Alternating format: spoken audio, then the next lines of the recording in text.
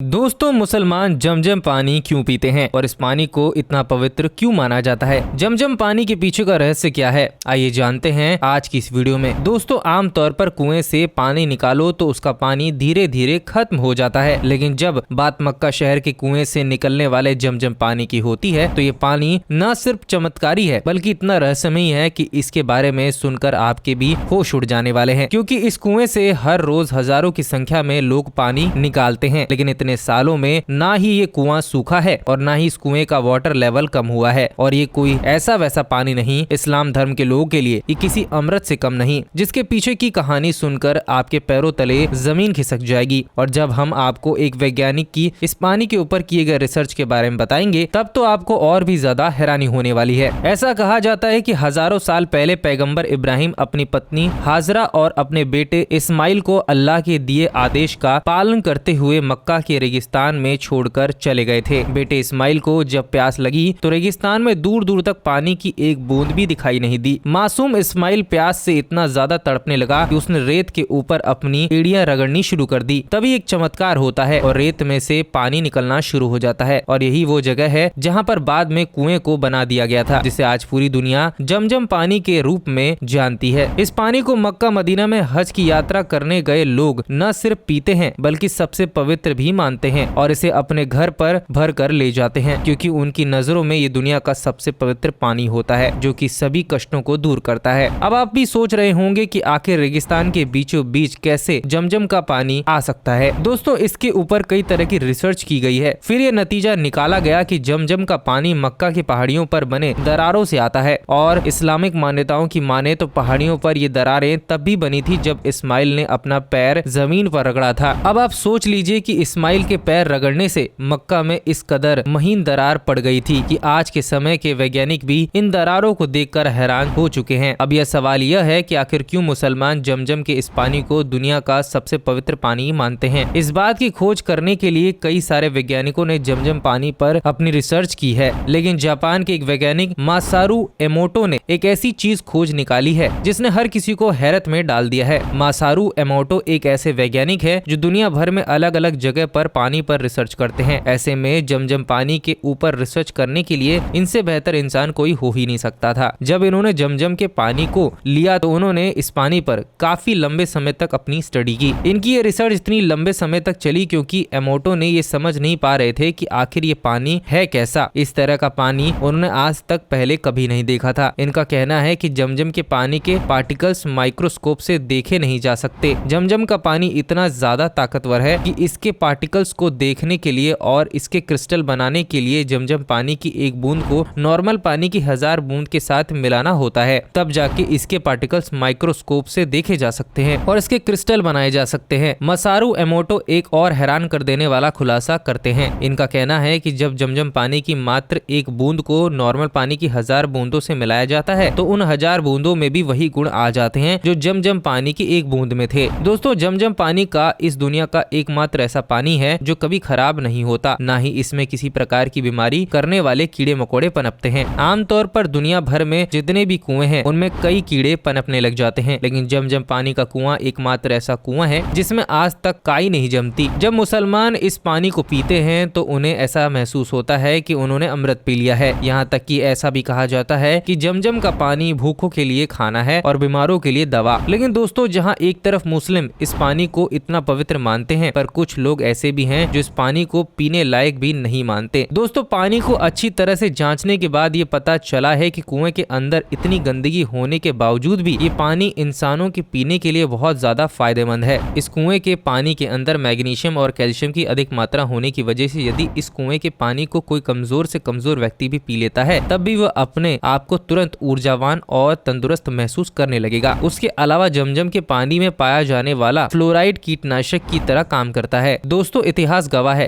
कि दुनिया में कई सारे विशेषज्ञों ने इस कुएं के पानी पर कई सारी रिसर्च करने की कोशिश की है, लेकिन कोई भी विशेषज्ञ इस बात को नहीं बता पाया है कि मरुस्थल के ठीक बीचों बीच में इतना सारा पानी कैसे आ गया। वैसे तो ये बात सच है कि इसके पहाड़ों पर बनी दरारों से ही पानी आता है, लेकिन कहीं भी किसी भी जगह पर मौजूद पानी की एक सीमा होती है और जमजम के कुएं के पानी को तो जरूरत पड़ने पर बेहिसाब मात्रा में निकाला जा सकता है। हर रोज न जाने कितना पानी इस कुएं से निकाला जाता है, लेकिन फिर भी ये कुआं कभी भी खाली नहीं नहीं होता। आपका इस पर क्या विचार है, हमें कमेंट सेक्शन में जरूर बताएं।